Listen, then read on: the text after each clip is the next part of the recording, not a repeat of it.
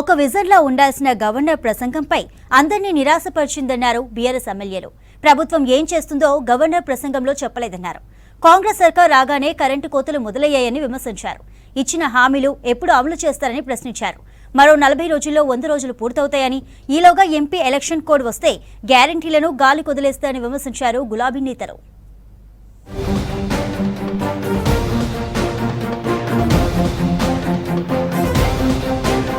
Governor speech లో హామీల అమలుపై స్పష్టత లేదన్నారు మాజీ మంత్రి హరీష్ రావు. రైతులకు కాంగ్రెస్ సర్కార్ తీవ్ర అన్యాయం చేసిందన్నారు. సర్కార్ కు 60 రోజులు పూర్తయిందని, మిగిలింది 40 రోజులేనన్నారు. ఇప్పటి వరకు హామీలు పూర్తి చేయలేదన్న హరీష్ ఎలక్షన్ కోడ్ వస్తే ఎలా అమలు చేస్తారని ప్రశ్నించారు. గవర్నర్ గారి ప్రసంగాన్ని మనందరం కూడా విన్నాం. ఒక విజన్ డాక్యుమెంట్ లాగా, అంటే ప్రభుత్వం యొక్క విజన్ డాక్యుమెంట్ లాగా అందరం కూడా చూస్తూ ఉంటాం. కానీ ఈసారి గవర్నర్ గారి ప్రసంగం చాలా పేలవంగా ఉంది.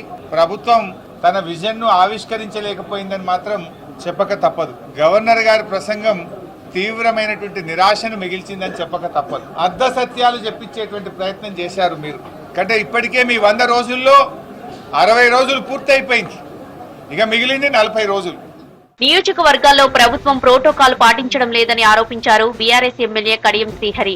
ఓడిపోయిన ఎమ్మెల్యేలను అధికారిక కార్యక్రమంలో పాల్గొనాలని రేవంత్ పిలుపునివ్వడం సరికాదన్నారు. 4 రోజుల్లోనే బడ్జెట్ సమావేశాలు ముగియడం ఏంటన్నారు. క్వశ్చన్ అవర్, 0 అవర్ మీద స్పష్టత లేదన్నారు కడియం. బీఎస్సీ మీటింగ్ లో రాష్ట్ర ప్రభుత్వం తరఫున ఇంకొక 4 రోజులు మాత్రమే సభను నడపాలనే నిర్ణయానికి వాళ్ళు వచ్చినట్టుగా చెప్పడం జరిగింది. కొత్తగా ఎన్నికై వచ్చిన ఎమ్మెల్యేలు వారి వారి నియోజకవర్గాలకు సంబంధించిన అనేక విషయాలను సభ దృష్టికి తీసుకురావాలి, వాటికి పరిష్కారం కనుగొనాలనే ఒక తపనతో, ఆతృతతో ఉన్నారు.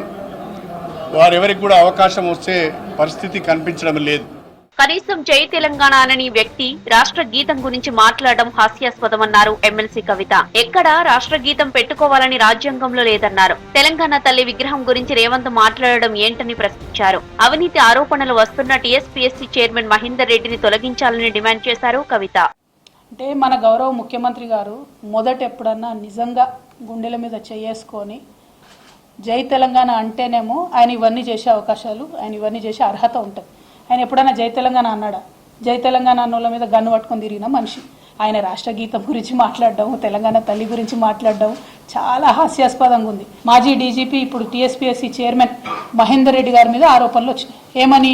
1,00,00,000 కోట్ల రూపాయలు సంపాదించుకున్నారు మహేందర్ రెడ్డి గారు అని అవినీతి ఆరోపణలు వచ్చినాయి. గౌరవ ముఖ్యమంత్రి గారిని డిమాండ్ చేస్తా ఉన్నాను, తక్షణమే మహేందర్ రెడ్డి గారిని టీఎస్పీఎస్సీ చైర్మన్గా తొలగించాలి, జ్యుడిషియల్ ఎంక్వైరీ ఆయన మీద వేయాలని చెప్పి డిమాండ్ చేస్తా ఉన్నాను.